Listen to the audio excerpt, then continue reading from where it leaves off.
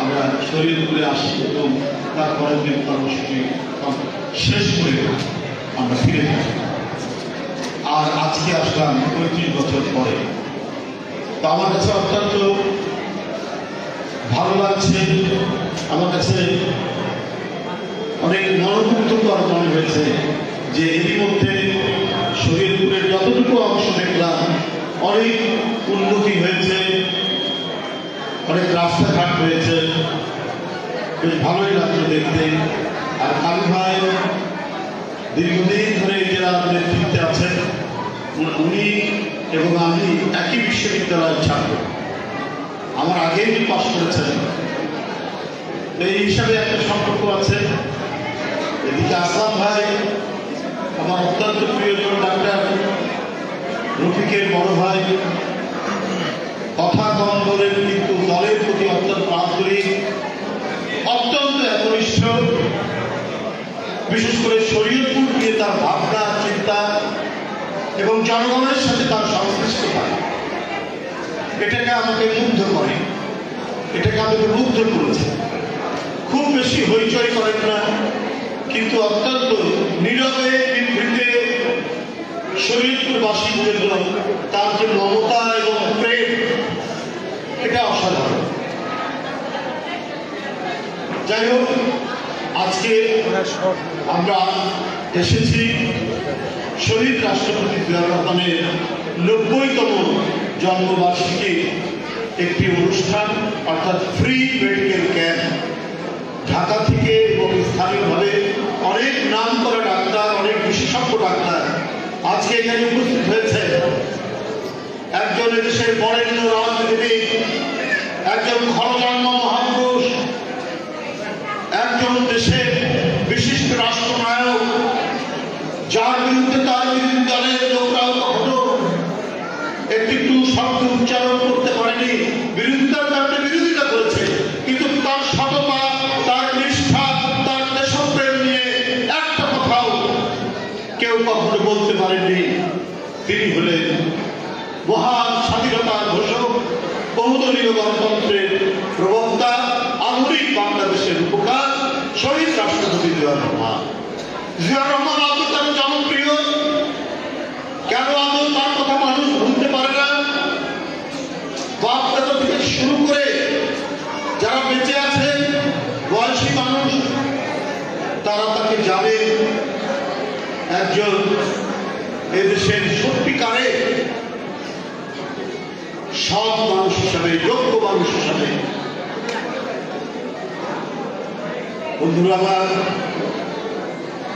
সেই ব্যক্তিকে জনগণ কখনো পরিত্যাগ করতে পারে না।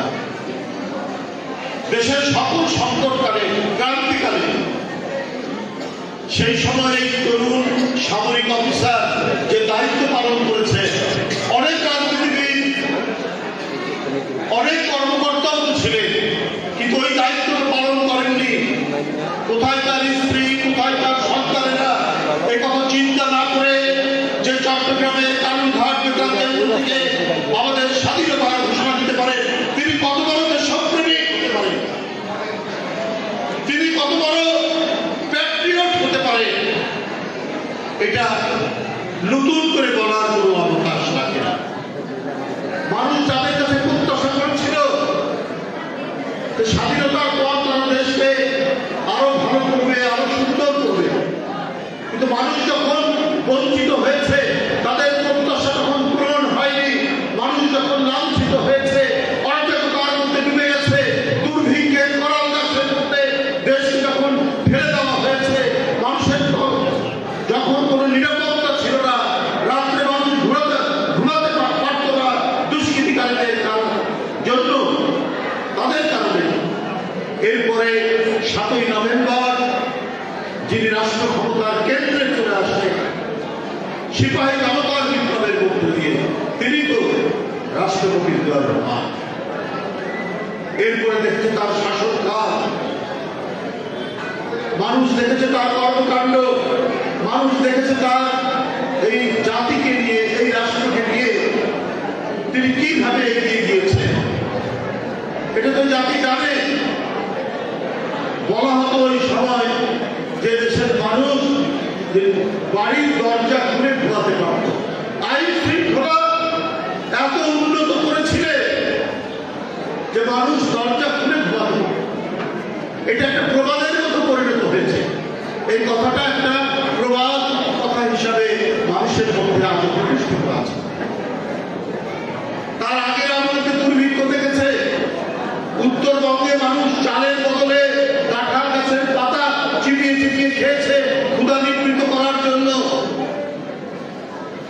আর শহীদ রাষ্ট্রপতি জিয়াউর রহমানের সেই গতিশীল নেতৃত্ব, তার 1400 খাল কাটা এবং উন্নয়ন এবং উৎপাদনে এত দ্রুত গতিবেগ তিনি তৈরি করলেন যে বাংলাদেশ থেকে চাল রপ্তানি করলো বাংলাদেশ। সেই দিকে বাংলাদেশে আর দুর্ভিক্ষ নেই। সেই দিকে বাংলাদেশের মানুষ নিজের পায়ে দাঁড়ানোর চেষ্টা করছে এবং এই নিজের পায়ে দাঁড়ানোর চেষ্টায় চালিয়ে গেছে জিয়াউর রহমান। এবং বিশ্বের মধ্যে বাংলাদেশ যে একটা জাতি, এ যে কারো উপর নির্ভর করে না, একে কারো এই দেশের নিরাপত্তার জন্য কারো গ্যারেন্টি দিতে হয় না, তার প্রভাব জিয়াউর রহমান। তিনি তার দেশের নিরাপত্তা নিশ্চিত করেছে, জনগণের নিরাপত্তা নিশ্চিত করেছে এবং দেশের স্বাধীনতা সার্বভৌমত্বকে সুরক্ষা করেছে। অন্যের চোখ রাঙানিকে তিনি পাত্তা দেননি। এই কারণেই আজও জিয়াউর রহমান জনপ্রিয়।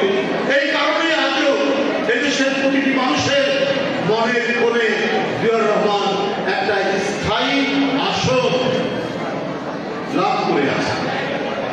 এই জন্য আজকে আমাদের বেশি করে এই লোকটি সম্পর্কে আমাদের জানতে হবে। উনি আর ব্যক্তি নন, উনি একটা প্রতিষ্ঠান। তার রাষ্ট্র পরিচালনা, তার জনকল্যাণমূলক কাজ, তার দেশপ্রেম, তার খাওয়া দাওয়া, তার কাপড় চোপড় পড়া, সবকিছুই যেন একটা কিংবদন্তির মতো। ওই সময় একজন এক্সিকিউটিভ ইঞ্জিনিয়ার কোন একটি জেলার রাষ্ট্রপতি গেছে, আমাকে গল্প করেছে যে সবাইকে যেতে হয় অফিসার যারা থেকে জেলার পর্যায়ে। তো সার্কিট হাউসে গিয়ে দেখে যে ভিতরে বাথরুমের মধ্যে শব্দ, কাপড় কাচার শব্দ, তার দুটো মাত্র সাফারির শার্ট, একটা পরে নিলে তারপরের দিন করবে কি, এবং সেটা নিজে কেচে সেটা নিংড়িয়ে বাইরে এসে তিনি একে দিলে ঘুরে দেওয়া। একজন রাষ্ট্রনায়ক মানুষের মনে বেঁচে থাকে, এই কারণেই বেঁচে থাকে। এমন কিছু তিনি অবদান রেখে যান, এমন কিছু দৃষ্টান্ত রেখে যান যেটি জনগণ অনুসরণ করলে, অনুকরণ করলে আজকের যারা রাজনীতি আমরা করি, এখানে দাঁড়িয়ে আছি, আমরা যদি তার এই বৈশিষ্ট্যগুলো চর্চা করি, তাহলে আমরা একজন সত্যিকারের মানুষ হিসাবে প্রতিষ্ঠিত হতে পারি। বন্ধুরা আমার, আজকে তার 90তম জন্মদিন পালন উপলক্ষে আমরা শরীয়তপুরের এই জাতিরা উপজেলায় এসেছি। অনেক ডাক্তার আজকে স্বেচ্ছায় মানুষের রোগ নির্ণয় করে তাদেরকে চিকিৎসা দেবে। এই অনুপ্রেরণা, এই যে স্বেচ্ছাসেবের ভিত্তিতে কাজ করার প্রেরণা জিয়াউর রহমান দিয়েছে। তাই আমরা মনে করি আজকে প্রায় 1.5 বছর হয়ে গেল অন্তর্বর্তীকালীন সরকার ক্ষমতায় আছে, এখনো কেন আমাদের এখানে খাদ্য সংকট, বিভিন্ন ধরনের সংকট, মানুষের কর্মসংস্থান হচ্ছে না, কলকারখানা বন্ধ হয়ে আছে। আমাদের প্রথম দিকে অন্তর্বর্তীকালীন সরকার অনেক মুদ্রাস্ফীতি কমিয়ে নিয়ে এসেছিলেন, এখন আবার মুদ্রাস্ফীতি বাড়ছে। বৈদেশিক কোনো ইনভেস্টমেন্ট নেই। কেন? কারণ জবাবদিহিমূলক সরকার নেই, জনগণের নির্বাচিত সরকার নেই। জনগণের নির্বাচিত সরকার থাকলে তার প্রতিটি ব্যর্থতার জন্য জনগণকে জবাব দিতে হতো এবং এই জবাব দেওয়ার কারণেই নির্বাচিত সরকার সঠিকভাবে কাজ করতে তাগিদ দেবে। আজকে নানাভাবেই আমরা সরকারের যে ঢিলে ঢালা